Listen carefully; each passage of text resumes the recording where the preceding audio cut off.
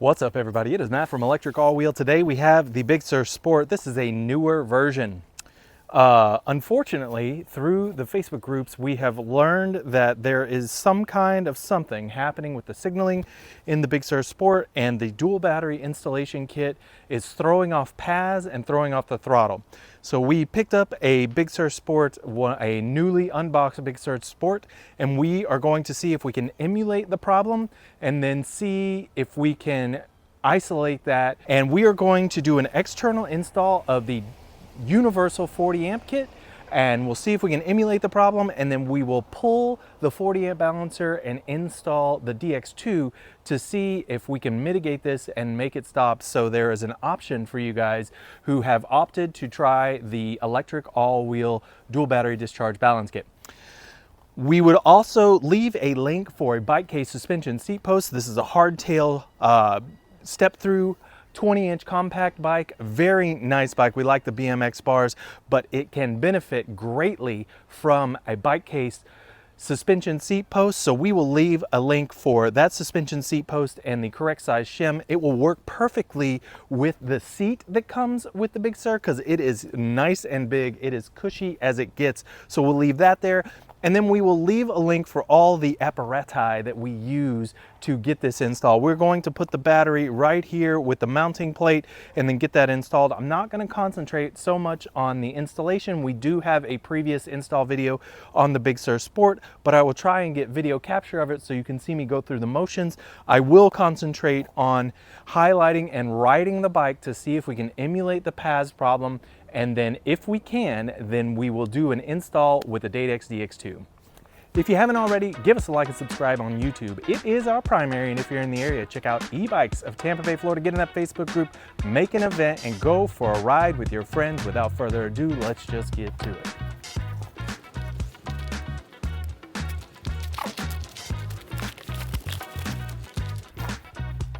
I'm gonna go ahead and pull this battery real quick.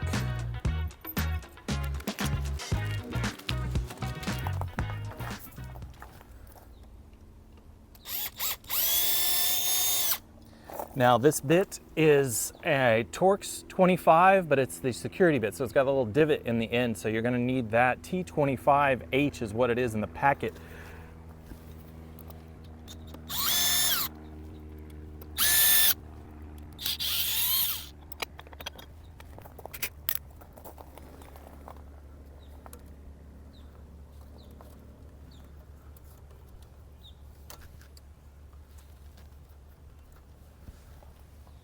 XT60, so we're feeling okay about this.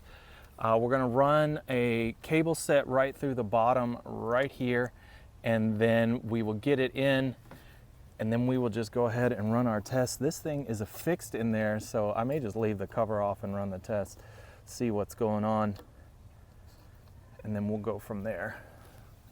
So we do have this, and we'll link this in the bottom in the video description, and I would set it here, and it allows for offset of the battery mounting, but we're just going to strap a battery down so that we can get to the problem solving for this situation. Since we're going to do an internal install, we are going to take two of the cables and run them in. We need a male, and then we need a female end inside.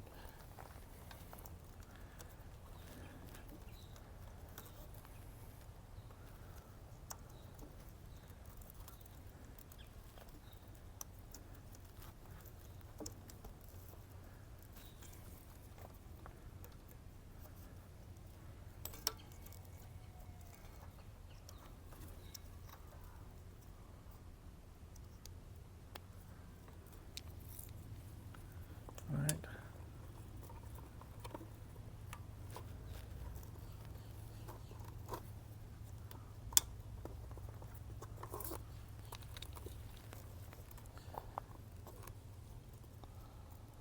There we go. Now I'm going to take my bike case Beetle bag, cell phone bag, and go ahead and get that installed. And I do feel like there's probably some room. I know there is, like this will work, but I'm gonna bring it around front just for my convenience.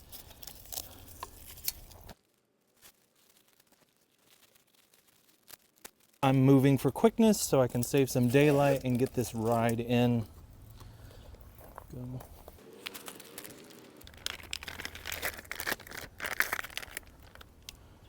I'm just gonna go ahead and plug this in. Plug this in. You can't really mess this up. So I know that I have my second battery input here. So I'll tuck this in, and then that will hang out so I can plug into the battery here on the down tube. All right, bike case anywhere cage strap adapters. We have some aftermarket screws, M5s that we put in here. The reason being is because you need to be able to slide the battery over the plate here, and you need different screw heads than come with these strap adapters. But when we do use these, they're really convenient and they work very well. We use them a lot across a lot of our installs.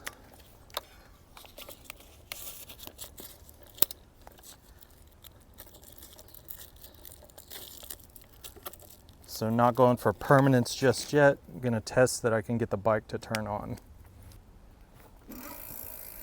Perfect. Now we know we have power coming through. Okay. So what I'm gonna do now is go ahead and remove this. Unplug it. Factory battery is going back in.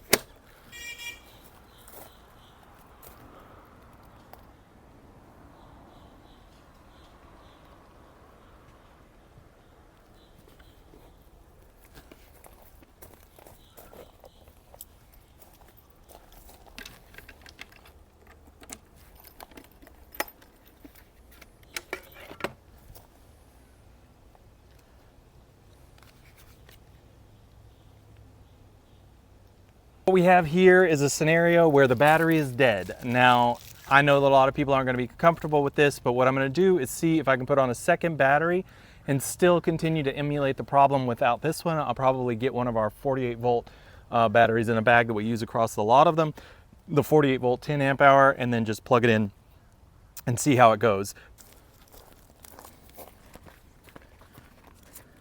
Okay, so we're going to add this. What I'm going to do is turn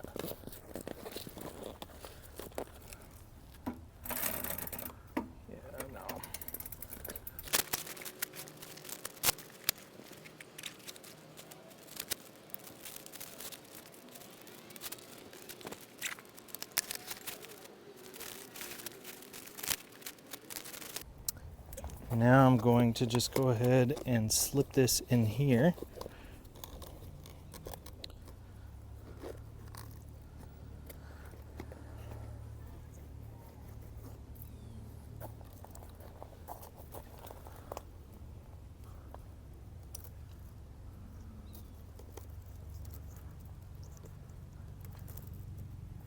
And what I'm doing is undoing the factory battery connection, which goes up here. That's this XT60. I'm just going to put it down there. Bring this out so we have two battery connections.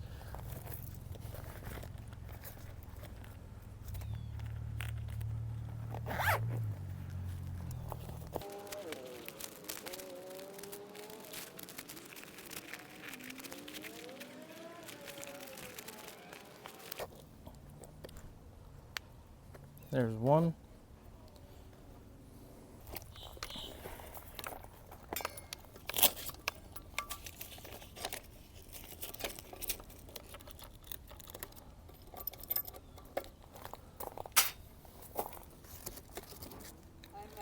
Hi. The greener, the better.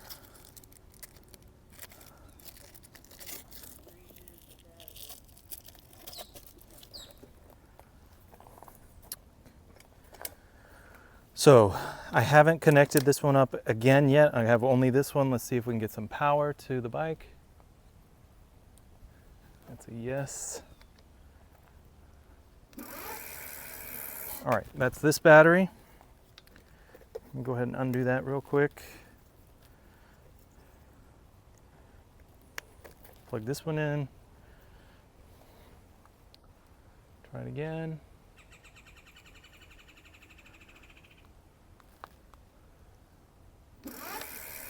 Perfect.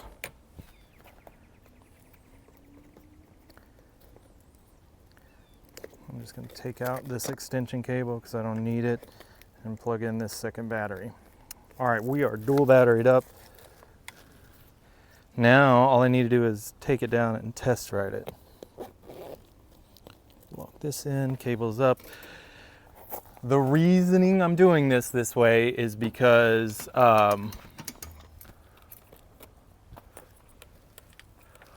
one, I have this bike as a loaner and I'm on a time constraint.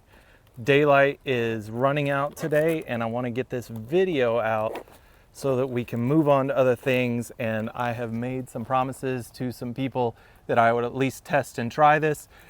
If this is unsuccessful in emulating it, I will take the time to charge up the factory battery because this is a brand new bike, and test it again with the factory battery, but I'm pretty confident this is going to play out the way I think it is, so we'll go from there. I'm going to leave this plate off, which I do not advise you guys do, but I'm pretty sure it's going to be just fine.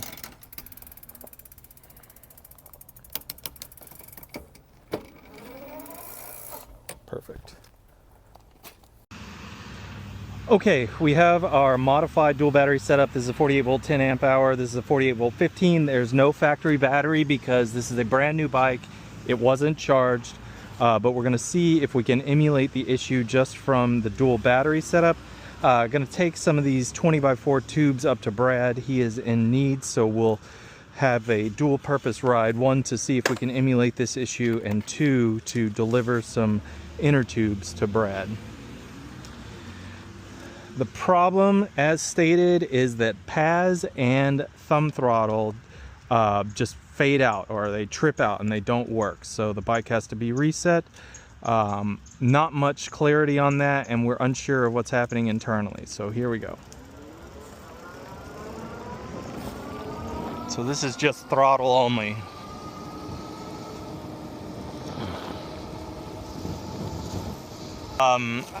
No real declaration on any kind of distance known. Not real sure what the situation is, so I'll take this one shot up to the shop and see what's going on, and then on the way back I'll use PAS to bring it back. So still no real issues so far as I can tell. Dual battery setup is working.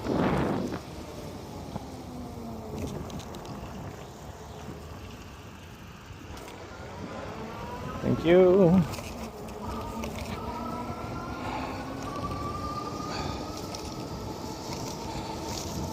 So throttle, like everything seems fine. I'm not experiencing any issues.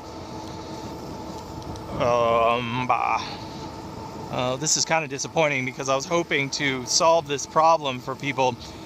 It may be isolated to the factory battery, but I doubt it. I don't think that there is any way, unless that battery is experiencing a drop like a Venton, which may be the case. Maybe it's not experiencing a continuous current draw on the factory battery and the factory battery goes out, but that would not explain the PAS scenario. So, who knows?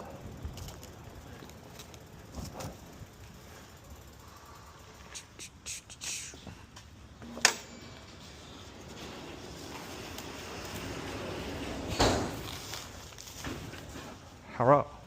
How you doing? I'm well. You need these? No, that's not you. 20x4 tubes. Well, that's what they are. Where's Bossman? Is he here?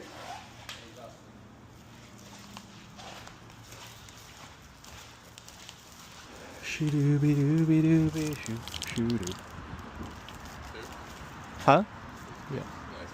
Tubes and caps. Cool. The caps weren't on them when I got them, so manual labor. I'm not getting any success. I came up here full throttle on that thing and everything's fine. What do you mean? Yeah. Yeah. So I don't know. The battery was dead. The factory battery was dead. So I put 2 batteries on, like aftermarkets. So if PAS and throttle go out when it's doing, I thought maybe it's just the signaling from the 40 amp balancer going back and forth, right? And so it's losing that through the controller. It can't be the battery in my mind. Like there's no way, because that would mean that the battery would fall out. That's not going to affect PAS. Right. Because you're getting some kind of signaling. Right. This is my logic. Of course, I'll have to test it, but Yeah. I don't know. We'll see. Cool. Otherwise, I'm here for bicycle transport. Yeah. Dunedin to Palm Harbor. Nice. All right, my man. Thank you. Yeah, no problem. Thank you.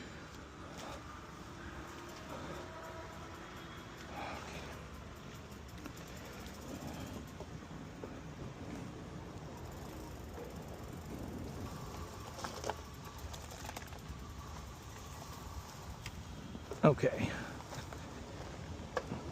This is PAS 5, dual battery off a 40 amp balancer. Oh, okay.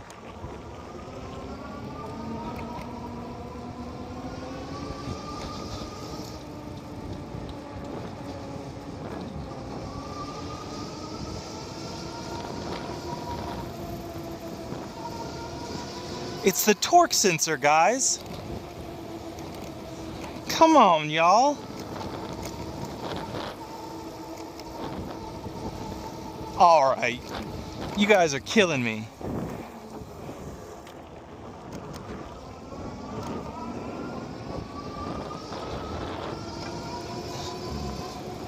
So if you have a dropout at high speeds and you don't match like your frequency on pads, look at my legs. This is what it takes to go 27. You can't stop, right? You got to fix your settings if you want something more. Now, there is a BSST tool that will allow you to throttle up.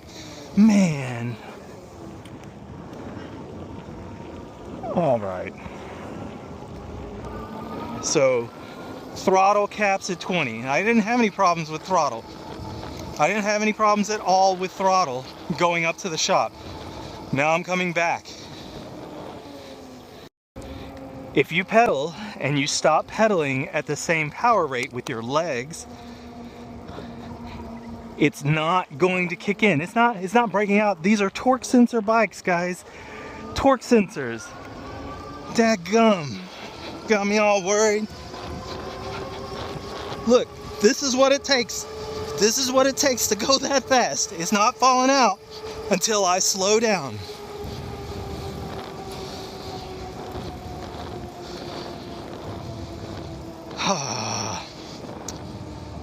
Come on, y'all.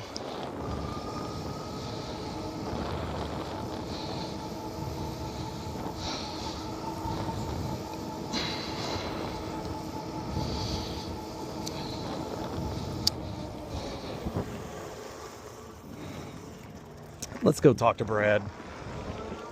I don't think some of y'all believe me. So, let me stop this for a moment and do all throttle. Just throttle the whole time.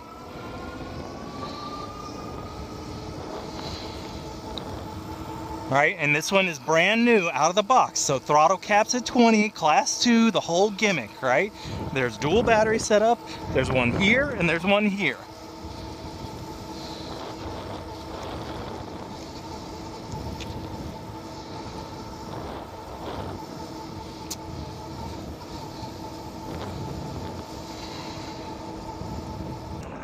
You know, I can understand. It's probably alarming for someone who's not been on a torque sensor bike. Like, these things they're special finicky, and my E-Cells 5-star has a torque sensor on it, and you got to give it the juice to get it to go.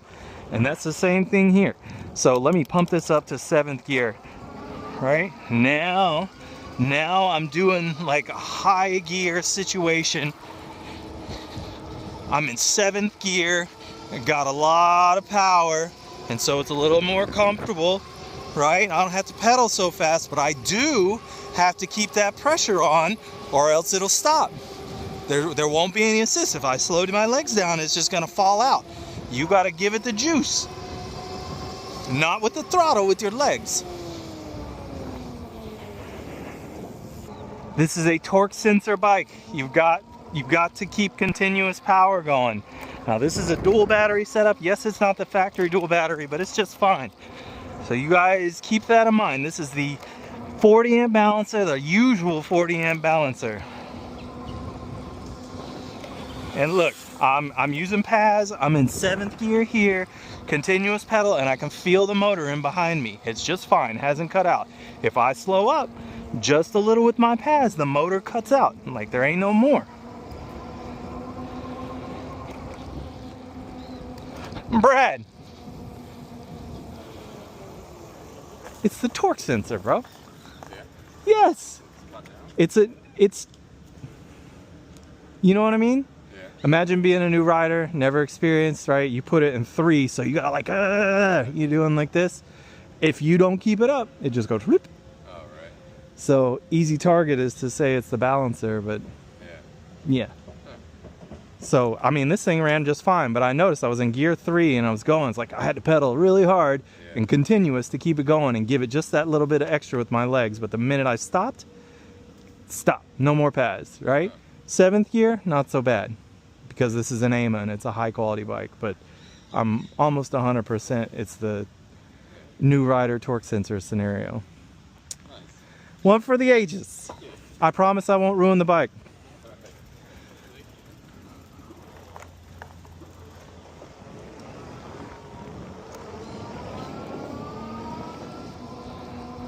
So look, here we go, right? I'm keeping up. I have continuous power, just giving a little more of my legs, but now I'm in 7, right? We're doing this thing. Looks like it's all right. Everything's fine. Keeping going, keeping going, keeping going, keeping going. Everything's good. Another thing I can do right now, which is pretty cool. Watch this. I'm gonna keep right here. What we're looking for is to make sure that this stays on. Still on, right? That's this battery. Plug it in. And then we'll go right here. And then there you go. That's still on. Beautiful. And there it is. We are on a dual battery setup.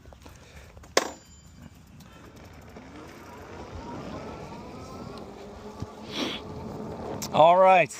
Torque sensors, folks. Don't be fooled by the scenario. These things are pretty nice now. They're smart. They know what's going on. And having a torque sensor really, really makes it nice, but you have to understand what you're in for. Well, about that. First, let me say, if you're going to do any riding on a hardtail bike like the Big Sur Sport, please consider checking out a bike case suspension seat post. We will leave a link in the description below. I use combination C9 seat, but you don't need to change that.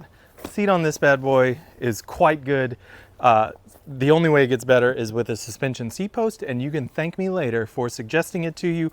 This is a 30.4 millimeter diameter seat post, and you will need the 27.2 bike case suspension seat post with the 27.2 30.4 millimeter shim. First, this is a Class 2 e-bike. AIMA set the throttle limit to 20 miles an hour. At 20 miles an hour, it's going to cut out, period. That's the way it goes. Throttle only to 20. Pedaling with PAS will go past 20, but what's going to happen is you will be very dependent on the resistance felt from the gear change, actually changing these gears here. If you don't have resistance, the torque sensor will know that and it will fall out. It will feel like it's cutting out. That's what torque sensors do. It wants you to put in enough effort to have just enough generated resistance, and that's actually how the torque sensor is working.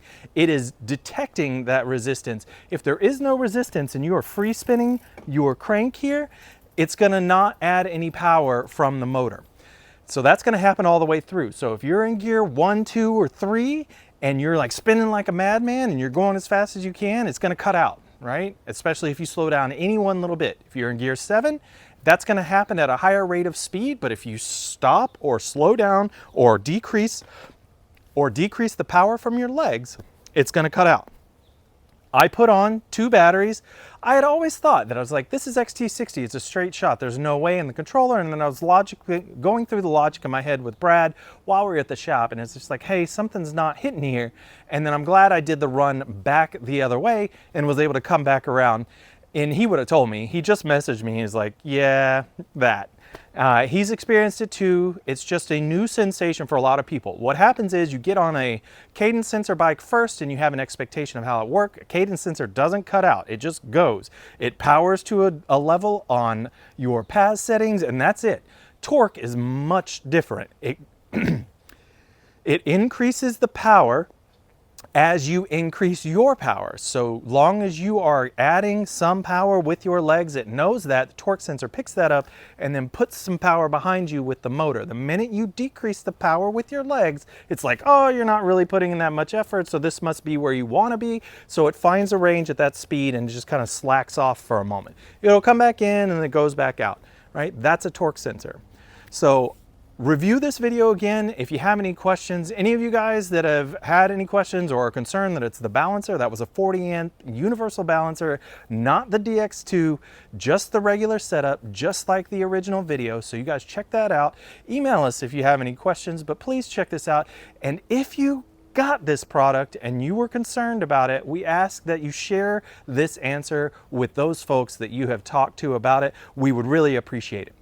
If you haven't already, give us a like and subscribe on YouTube. It is our primary, and if you're in the area, check out eBikes of Tampa Bay, Florida. Get in that Facebook group, make an event, and go for a ride with your friends. And if you're in the Palm Harbor area, remember that Brad from Tarpon Toms can get after your AIMA e-bike with the BSST tool and get you some reprogramming. Wink, wink. Some of you may want that.